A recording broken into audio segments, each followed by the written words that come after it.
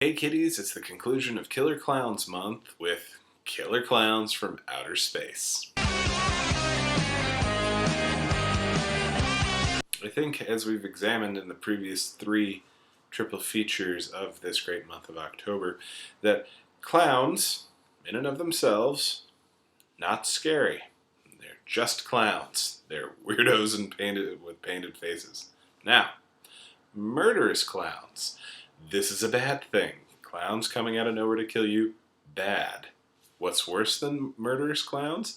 Murderous clowns from another planet.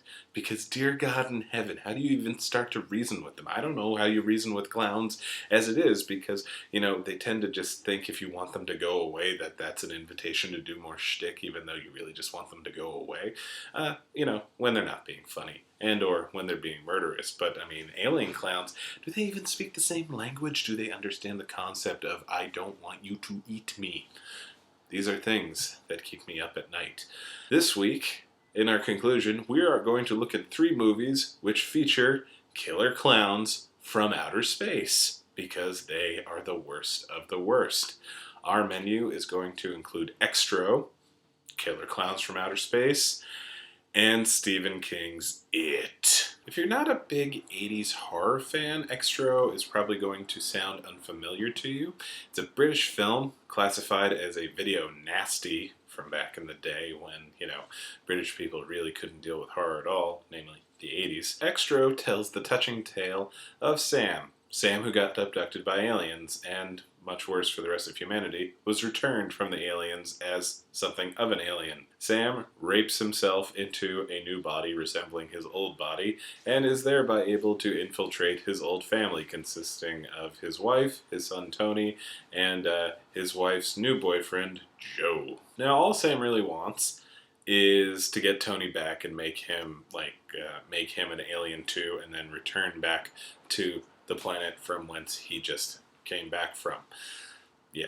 In the meantime, he's just going to make everything horrible and much, much worse and start slowly mutating Tony into something more akin to him. Now, you get the feeling that the bulk of this movie was written as and then this happened, and then this happens, and then this happens. So, about 2/3 of the way through the movie, the end this happens is Tony gets undefined godlike powers and is able to make anything he thinks of come to life and, murder anybody that gets in his way. So, after coming up with a snake and, a real-life army man based on his little toy army man, he decides to come up with a dwarf alien clown with a killer yo-yo. It's horrifying. It's only maybe 5 minutes of the movie, but it's arguably the most terrifying parts of the movie. And this is a movie that features full-on alien rape followed by, forced alien birth. This movie is horrible. It is just disgusting. And there are interviews with the writer-director that says, yeah, we were just going for whatever, to make everything horrible for the viewer. So, unlike a lot of movies that I talk about on the triple feature, I'm not going to say you have to watch this. You don't have to watch this, ever. It's Xtro. It's the dreaded Disc 5. It's terrible. But, if you're looking for a midget alien clown with a killer yo-yo who probably speaks with a British accent, even though he never actually speaks in the movie, Xtro is sort of the thing you're looking for. Why you are looking for that should lead to, greater self-reflection and concerns. Because why? You want to talk about some killer clowns from outer space? Let's talk about some killer clowns from outer space. Designed and executed by puppeteering greats, the Kyoto brothers. They would later go on to do all of the marionettes for Trey Parker and Matt Stone's Team America. They devised these clowns to arrive on the planet Earth and eat people. And what was great is that they don't ever get into a rut. Just about every, aside from the laser pistols that turn people into cotton candy cocoons, The clowns never seem to kill anybody the same way twice. We have like the one clown lurking to beat the little girl over the head with the mallet. Like one of the earlier laser pistol things, bits preceded by a fairly extended Punch and Judy show to, lure the guy into a false sense of confidence. Mime invisible car bit, which, how is he even doing that? You have the popcorn monsters, you have the balloons, you have this guy doing shadow puppets and seemingly eating everybody with a shadow puppet Tyrannosaurus Rex. You have the little green clown who is just adorable, punching a guy's head off. You have the big clown turning John Vernon into a puppet. There are acid pies. If there is a way to kill you, these clowns have thought of it. And a lot of the times they don't even care about the food. They're just going for it because, why not have a little fun? You gotta imagine this is like a working vacation for these horrifically disgusting clowns. They're not wearing makeup. They're aliens. They just sort of evolved to look like clowns and with like the bright noses and everything. But if every time there's a close-up shot of them, there's all these crags and little cracks in them because they're just revolting aliens that have leathery clown skin and want to eat you and, pretend to be women clowns, or maybe they were women clowns and seduce you to death, and or just swarm on you and beat you to death. If all that fails, then they will summon Jojo, the Clownzilla, the Lord King God of all the other killer clowns, and try to, kill you a la Godzilla, because they are killer clowns from outer space. They just live to kill you and be horrific, horrific clowns, and God bless them for it. And the Kyoto brothers, or the Kyoto brothers, I'm not sure how you pronounce their name, but they are wonderful, and they will go down forever as the guys that created this great, great movie, for which I have devised 4 different triple features in 1 month, for that movie, and also to torture my buddy Steven. Alright. And finally, we end the month of Killer Clowns from Outer Space on the big one.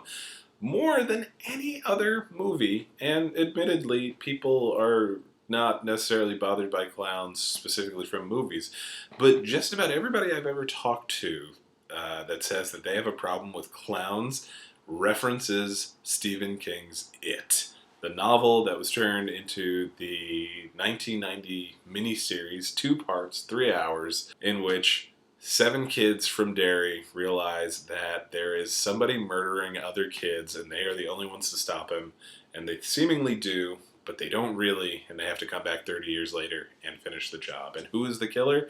Pennywise the Clown, played to great effect by the one, the only, Tim Curry. Pennywise is horrible. It would be weird enough that there's a clown coming out after you to kill you, but he is a psychic alien clown who is going to first go after you with your worst fears and do things that only you will be able to see, and, your parents, the people that are supposed to be able to help you, will not, and just think you're crazy. And credit where credit's due. It's made for TV, but it's directed by Mick Garris, who's directed several other Stephen King adaptations.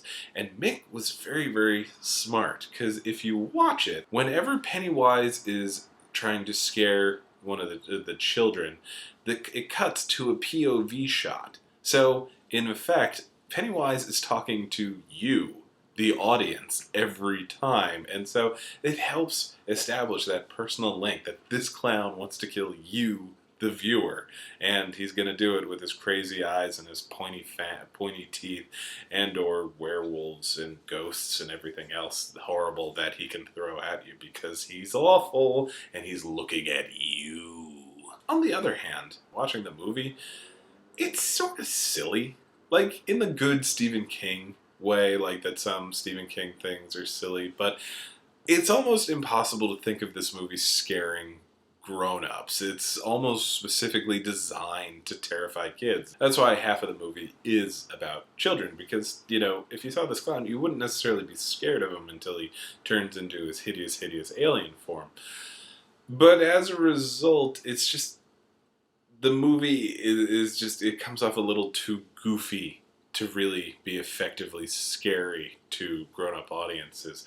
But it's still worth watching because the cast is absurd. You have, among the kids, the late great Jonathan Brandis, Canadian Horror Institution, Emily Perkins, and a 16-year-old Seth Green, who would later go on to greater and greater things. And then you switch over to the adults, in which you have Richard Thomas, John Boy, you got Judge Harry Stone, Harry Anderson, Lana Lang, and Ed O'Toole. You got Django Unchained's Dennis Christopher, the guy that played Mr. Mogi. And finally, you have Jack Potter, the late, great John Ritter, rounding out our awesome, awesome cast. And they're all a lot of fun. It's weird seeing, like, great TV actors all working together for a little while for this goofy little movie that ingrained its way into children's hearts everywhere of a certain generation and laid the groundwork for them to be scared of clowns forever.